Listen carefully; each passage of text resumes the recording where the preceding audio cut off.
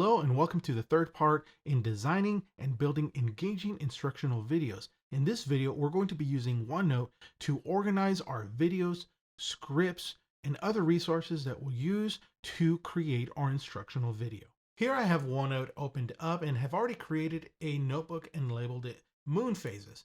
Now what I'll do next is create sections. As you can see here, I have a section for my script. I have a section for videos, images and links, as well as other resources that I'll use when I'm researching or putting together this lesson. So let's go ahead and head back to script. And what I'll do here is insert the actual script that I'm using in my project. Here is my moon phase script, and I'm going to choose to insert it as a printout, because I can go ahead and read the script from here, as well as have a link to my Word document, as well as a PDF that I may use to share with others, or if I want, I can print it out.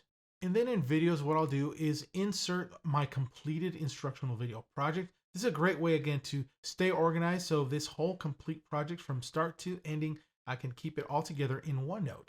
Now here for images, these are the images that I will use in my instructional video that I've created from my PowerPoint presentation. And then links are anything that I may use as a resource as I'm researching. I can keep track of all the items. Maybe there's some instructional text material that I'll use. I can insert it here.